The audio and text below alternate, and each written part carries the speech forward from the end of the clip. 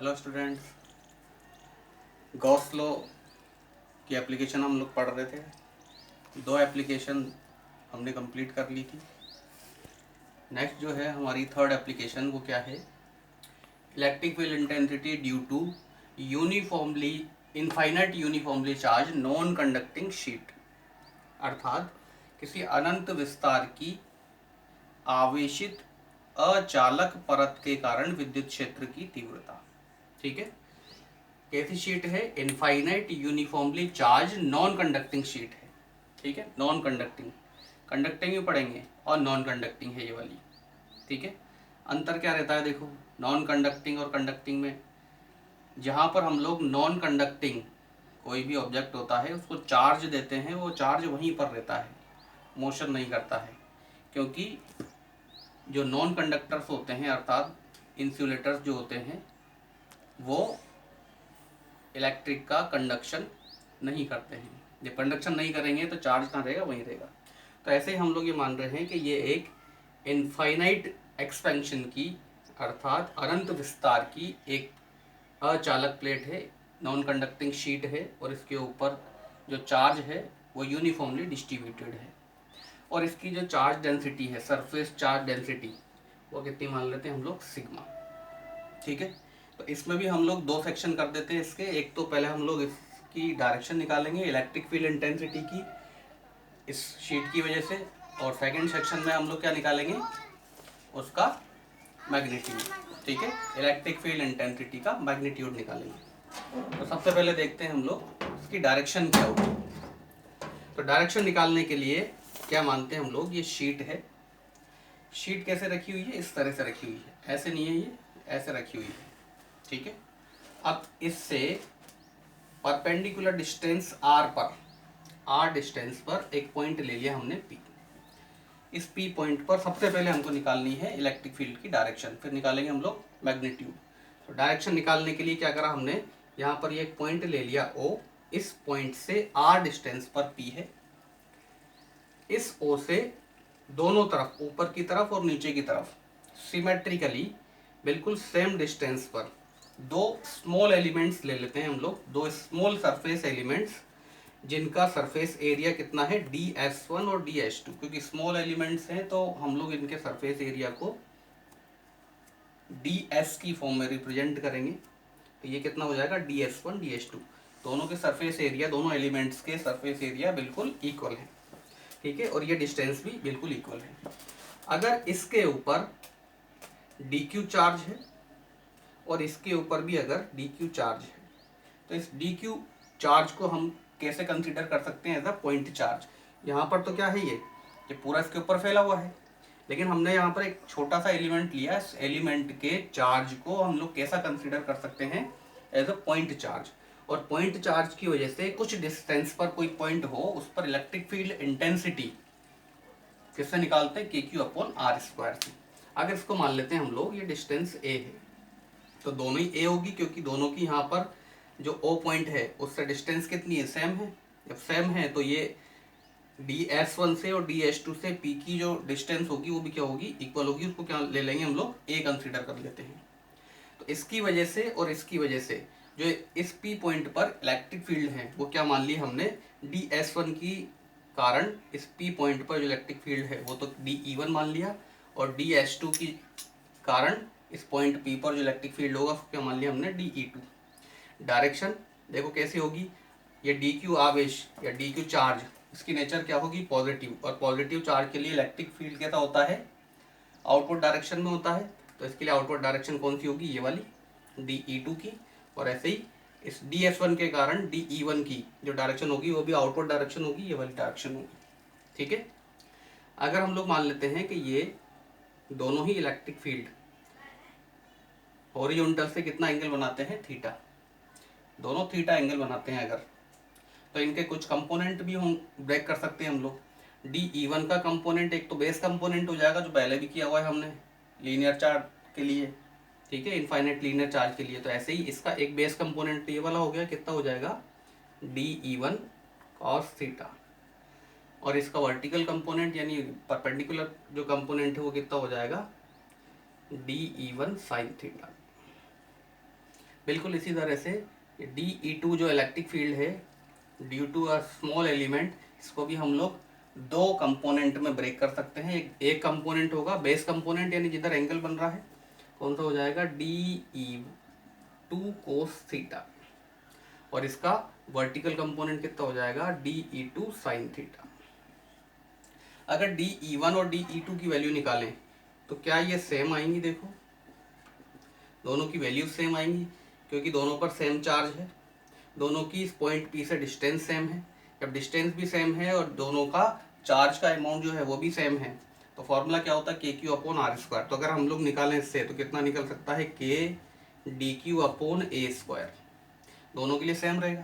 तो यहाँ पर हम लोग देखें कि DE1 साइन थीटा और DE2 साइन थीटा मैग्नीट्यूड में तो सेम रहेंगे, देखो क्योंकि दोनों के लिए थीटा सेम और DE1 और DE2 भी सेम, तो मैग्नीट्यूड तो सेम है लेकिन दोनों की डायरेक्शन अपोजिट है। तो इस वजह से ये दोनों एक दूसरे को कैंसिल आउट कर देंगे, और जो हॉरिजॉन्टल कंपोनेंट्स हैं DE1 कोस थीटा और DE2 कोस थीटा, ये दोनों जुड़ जाएंगे क्योंकि सेम डायरेक्शन में है। तो इसी तरह से अब हम अगर इस पूरी शीट को छोटे छोटे एलिमेंट्स में अगर डिवाइड कर दें, बांट दें, तो सामने वाले जो एलिमेंट्स हैं उनके इलेक्ट्रिक फील्ड के हॉरिजॉन्टल कंपोनेंट तो ऐड हो जाएंगे और वर्टिकल कंपोनेंट क्या हो जाएंगे, अपोजिट डायरेक्शन में होने के कारण कैंसिल आउट हो जाएंगे। तो कुल मिलाकर के बात यह है कि इस पूरी शीट की वजह से जो इलेक्ट्रिक फील्ड होगा पॉइंट P पर, वो किन कंपोनेंट्स की वजह से होगा, हॉरिजॉन्टल कंपोनेंट्स की वजह से, यानी कोस थीटा वाले कंपोनेंट्स की वजह से।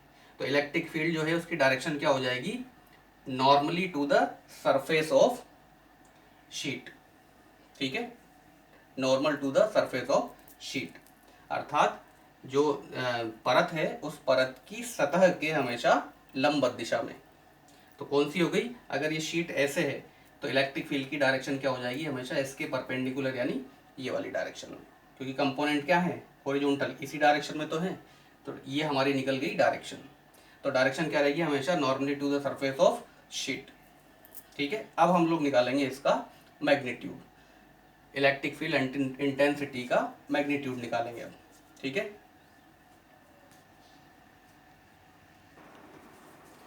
तो अब लोग हम निकालेंगे इलेक्ट्रिक फील्ड इंटेंसिटी का मैग्नीट्यूड। ठीक है, मैग्नीट्यूड निकालने के लिए क्या करा हमने, ये शीट ले ली इनफाइनाइट एक्सपेंशन की, यूनिफॉर्मली इसके ऊपर चार्ज डिस्ट्रीब्यूटेड है, यानी यूनिफॉर्मली चार्ज्ड है। क्या करना है हमको, एप्लीकेशन है ये गॉस लॉ की, तो हमको एक इस शीट को एनक्लोज्ड करते हुए एक क्लोज्ड सरफेस लेनी पड़ेगी। तो क्लोज्ड सरफेस हम लोग कैसी भी ले सकते हैं, यहाँ हमने ली है सिलेंड्रिकल क्लोज्ड सरफेस, इसकी जगह हम लोग क्यूबिकल सरफेस भी ले सकते हैं। देखिए यहाँ आपको केवल बता रहा हूँ, करना तो हमको इसी से है।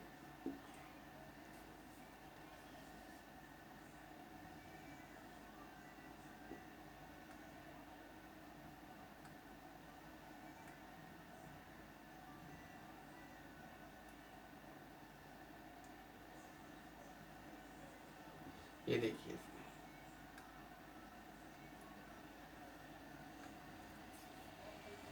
ठीक है, ये हमारी ये शीट मान लेते हैं हम लोग, ये वाली शीट है ये। इसको एनक्लोज्ड करते हुए ऐसे हम लोग क्यूबिक सरफेस भी ले सकते हैं। ये इसको एनक्लोज्ड कर दी, देखो पूरी।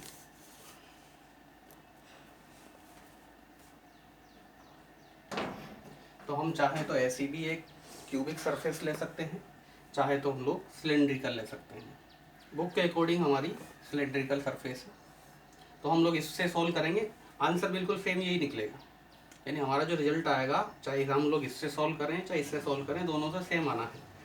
देखो इसमें क्या करा हमने, ये जो सिलेंड्रिकल सरफेस ली है, इस सिलेंड्रिकल सरफेस के 3 पार्ट अलग अलग मान लिए हमने। कौन कौन से होते हैं मैंने आपको पहले भी बताया था, दो तो ये सर्कुलर होते हैं, एक इधर वाला एक सामने वाला। अगर मैं इसको कैप को बंद कर दूंगा तो एक तो ये सामने वाला हो गया, एक इधर वाला सर्कुलर सरफेस हो गई, और एक इसकी है कर्व्ड सरफेस, सिलिंड्रिकल सरफेस। तो इसको ले लिया हमने S1 सिलेंड्रिकल या कर्व्ड सरफेस को ले लिया हमने H2 सरफेस, और इधर वाली जो एक बची हुई सर्कुलर सरफेस है उसको मान लिया हमने S3। ऐसे यहाँ पर भी ले सकते हैं हम लोग। देखो इस सरफेस को तो हम लोग S1 मान सकते हैं, इस ऊपर वाली को H2 मान सकते हैं, और इधर वाली को हम लोग S3 मान सकते हैं।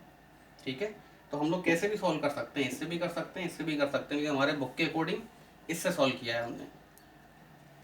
तो क्या करना है हमको इसमें, देखो हमको क्या करना होता है, पूरी थीम एक जैसी होती है। जितनी भी हम लोग एप्लीकेशन पढ़ रहे हैं उनमें सब में एक जैसी थीम होती है। थीम क्या है, पहले डेफिनेशन के थ्रू हम लोग होल फ्लक्स निकालते हैं थ्रू क्लोज्ड सरफेस, यानी जो बंद सतह हमने मानी है उससे निकलने वाला कुल फ्लक्स निकालते हैं परिभाषा के अनुसार, और फिर उसी फ्लक्स को निकालते हैं हम लोग गॉस लॉ का यूज़ करके, यानी गॉस लॉ के अकॉर्डिंग। दोनों को सॉल्व करके हम लोग इलेक्ट्रिक फील्ड इंटेंसिटी निकाल लेते हैं। ये थीम है, ये सभी में सेम चलेगी।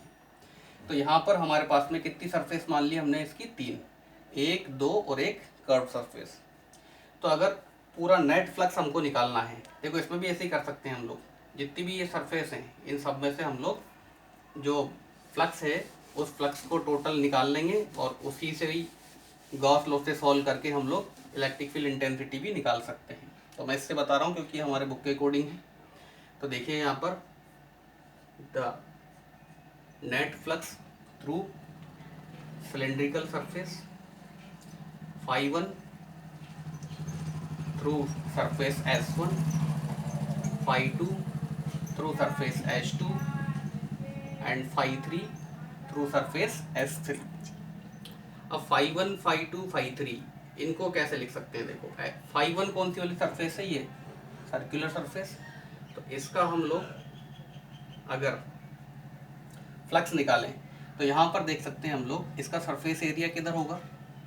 मैंने बताया था 3D सरफेस जो होती है, क्लोज्ड सरफेस जो होती है, उनका सरफेस एरिया हम लोग बाहर की तरफ लेते हैं। तो बाहर की तरफ इधर लेंगे, और अभी थोड़ी देर पहले मैंने आपको डायरेक्शन बताई इलेक्ट्रिक फील्ड इंटेंसिटी की किधर होती है, normally to the surface of sheet. तो अगर शीट ऐसे रखी हुई है तो उसके नॉर्मली किधर होगी डायरेक्शन, इसी डायरेक्शन में।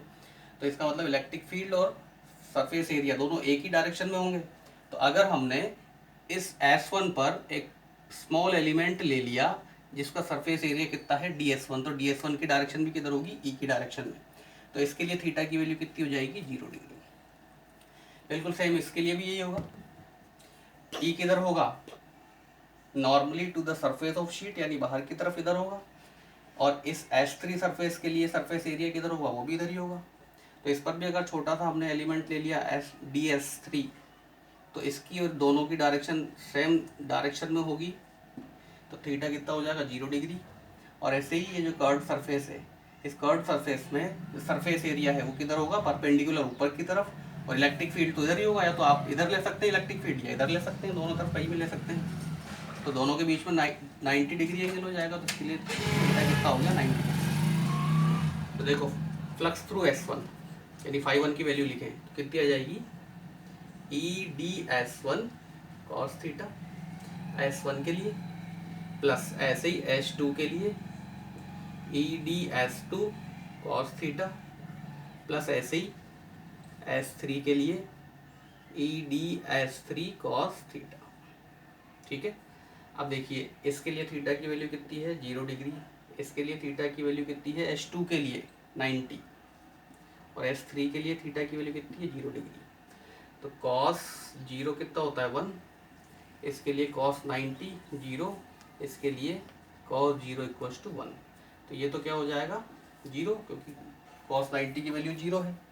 इसको आगे सॉल्व करें हम लोग, तो फाई की वैल्यू कितनी आई, देखो EdS1 प्लस EdS3 S3 के लिए। अब चूंकि ये सिलेंड्रिकल सरफेस है, क्लोज्ड सरफेस, और चूंकि ये सिमेट्रिक है, तो दोनों ही S3 और S1 दोनों के जो सरफेस एरिया होंगे, जो सर्कुलर सरफेस एरिया है, वो दोनों के लिए सेम होंगे। ऐसा नहीं है इसकी रेडियस अलग होगी, इसकी रेडियस अलग होगी, रेडियस दोनों की सेम रहेगी क्योंकि सिमेट्रिक है। अब सिमेट्रिक है दोनों के लिए, सरफेस एरिया सेम है, तो सरफेस एरिया क्या मान लेते हैं हम लोग इनका S।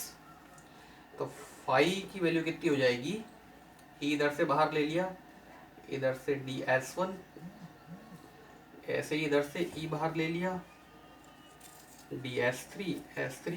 अब इसकी वैल्यू क्या मान रहे हैं हम लोग, एस मान रहे हैं, तो ई एस हो गया प्लस ई एस हो गया, तो फाई की वैल्यू कितनी हो गई 2ES। ठीक है, ये इक्वेशन हो गई हमारे पास में 1।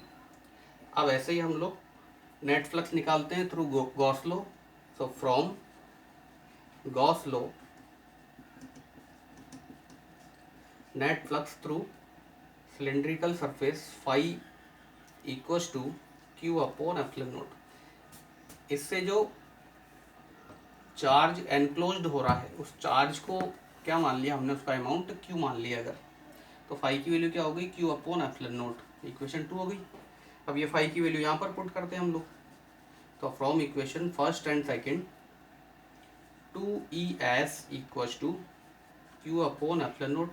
देखो यहाँ पर ये एस की जगह ए भी आ सकता है, मैंने पहले भी बताया था आपको। एस क्या है, सरफेस एरिया, सरफेस एरिया को ए से भी रिप्रेजेंट कर सकते हैं हम लोग और एस से भी कर सकते हैं, तो आप चाहें तो यहाँ पर ए भी लिख सकते हैं, तो ई ए हो जाएगा यहाँ पर। ठीक है, यहाँ भी 2EA आ सकता है। अब किसकी वैल्यू निकालनी है हमको, ई की, तो ई की वैल्यू कितनी हो गई Q upon 2 epsilon naught S. अब सरफेस चार्ज डेंसिटी क्या होती है, देखो sigma equals to Q upon A होती है। अब ए क्या होता है, सरफेस एरिया, इसको क्या ले रहे हैं हम लोग यहाँ पर एस मान रहे हैं, तो क्यू अपॉन एस को क्या लिखा जा सकता है, सिग्मा सरफेस चार्ज डेंसिटी, तो ये हो जाएगा सिग्मा अपॉन 2 एप्सिलॉन नॉट। तो ये हो जाएगी electric field intensity due to infinite uniformly charge non conducting sheet. अगर हम लोग चाहें तो यहाँ पर इसको वेक्टर फॉर्म में भी लिख सकते हैं, इन वेक्टर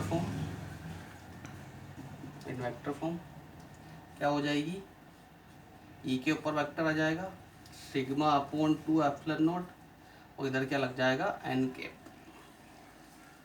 क्योंकि देखो यहाँ पर सिग्मा के ऊपर तो वेक्टर लग नहीं सकता, 2 के ऊपर भी नहीं लग सकता और एप्सिलॉन नॉट के ऊपर भी वेक्टर नहीं लग सकता।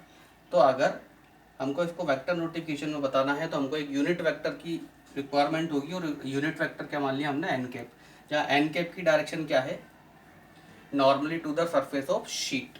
ठीक है, शीट की सरफेस के परपेंडिकुलर डायरेक्शन में इस यूनिट वेक्टर की डायरेक्शन है। तो ये हमारा हो गया आज का थर्ड एप्लीकेशन गॉस लॉ की, जिसमें हमने इलेक्ट्रिक फील्ड इंटेंसिटी की डायरेक्शन निकाली। डायरेक्शन निकालने के बाद में हमने उसका मैग्नीट्यूड निकाला, और मैग्नीट्यूड क्या निकला, E equals to sigma upon 2 epsilon naught. ठीक है, इसके बाद में हम लोग इसकी फोर्थ एप्लीकेशन पढ़ेंगे। वहाँ पर क्या अंतर है, यहाँ पर क्या था नॉन कंडक्टिंग शीट है, वहाँ पर क्या आ जाएगी केवल कंडक्टिंग शीट आ जाएगी। ठीक है, थैंक यू।